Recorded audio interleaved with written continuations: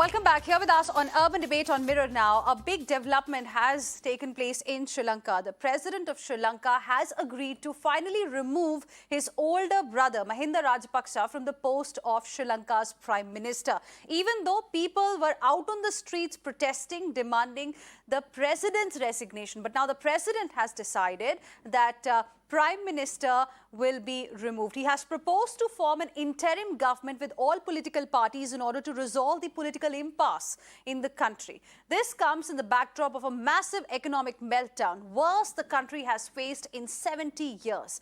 This has resulted in widespread protest against the Rajapaksa family.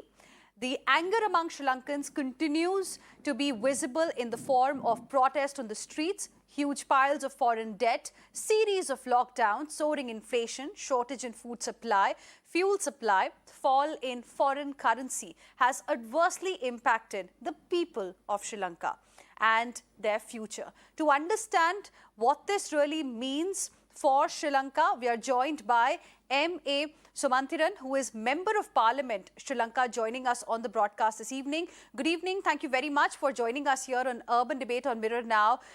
Sri Lankan President has agreed to remove his brother as Prime Minister. What is his plan really? This has made at least one thing clear, that the President has got no plans to resign as being demanded by Sri Lankans. Well, the fact that he has decided to remove his brother is also not certain. This has been claimed by some people and denied by the others. So I'm not sure that the story is really true. The seesaw continues now between the two brothers. The people have been agitating for both to be removed. The call for the president to be removed is clear and loud, and that has been echoing around the country for more than 3 weeks now. They also want all the Rajapaksas to go. Primarily the president, and yes, certainly the Prime Minister and the rest of the family as well. The president seems to ignore the call for his removal and has been trying to rearrange the deck chairs, as it were, and trying to satisfy the people by sacking his brother's cabinet. Now that certainly will not go down well with the people. The reaction of other political parties of these reports, because he's also proposed interim government comprising of all political parties? Political parties are also vying to get into some position. So even those who claim that they have left the ruling coalition first call themselves independent.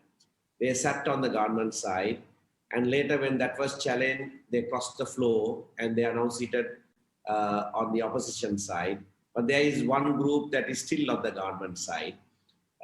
So we are not very certain where they stand with regard to an interim government or any change at all.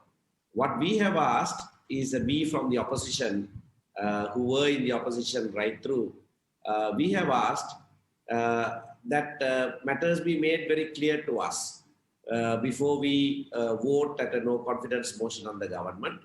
Because if a no confidence motion against the government were to be adopted, immediately the Prime Minister stands removed and the cabinet stands dissolved. We must know what comes next. We don't want to jump into the fire from the frying pan. So there has been no answer to that. I have made this call 2-3 days ago, but so far there is no response than everyone claiming to have the majority. In your opinion, what will it take to end the political impasse there? I think there is only one way to end this impasse. The main opposition party has come up with a private members' bill to amend the constitution, effectively abolishing the executive presidency. That's now the process has started. if the government were to take that bill, make it into a government bill, and pass it with a 2/3 majority, it will still require a referendum. I have suggested to all concerned that that is what the government must do. The president must say, well, here is the system change that you want. I myself will bring the bill and we'll give it to you to decide. At the referendum, you can decide whether you want to continue with the executive presidential system or whether you want to abolish it. The day you decide that, the day of the referendum, can also be the day of a general election, because you don't want the current parliamentarians to continue. Now you have another opportunity to elect who your representatives would be. So if the president would do that, he would then come out as a democrat, bowing to the wishes of the people, but not just listening to the protesters alone, but giving it back to the people to make these important decisions themselves at a referendum and at a general election. If the president were to do that, then I'm sure even the protesters would be satisfied that there is a timeline, and within 6 months or 8 months, something will happen, and we'll wait for that. And in that meantime, there can be an interim arrangement which nobody will seek to upset.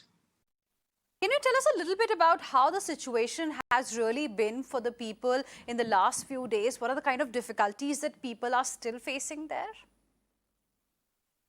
People are facing severe shortages, particularly fuel and cooking gas. The other aspect, of course, is that essential foods and medicines are also in short supply. So people have been struggling with that also for a while. These are the things that have brought the people out onto the streets. The rising cost of living is unimaginable. Prices of essential foods have gone up sometimes 3 times. So it's actually impossible for people to make ends meet. That's what has forced everyone onto the streets. And they are demanding that the government step down, take responsibility for this huge issue that they denied was going to happen when the opposition told them for 2 years that the country was at the cusp of an economic downturn such as this. They denied it, and now it is there for all to see. So life is going to get worse because every day prices are going up. And in your opinion, in the short term, what will it take to heal people's wounds? We do not know this political crisis. When will this really settle down? Well, there has to be a change in the administration. People must know that those who caused this severe economic hardship are out of office. But that alone won't do. We have to negotiate with the International Monetary Fund. We'll have to negotiate and reschedule our loans with all our creditors. A whole host of things need to be done, and still things will get worse for a while. But at least we will see some light at the end of the tunnel if international credit agencies, international money markets, the IMF see that there is some political stability and the administrators are actually moving in the right direction. Well, we really hope that things improve soon for the people of Sri Lanka. Mr. MA Sumanthira, Member of Parliament, Sri Lanka, speaking exclusively to Mirror Now this evening. Thank you for joining us. With this, it's a wrap. Thank you for staying with us here on Urban Debate on Mirror Now. Heading into a short break, Griha joins you next. Stay with us.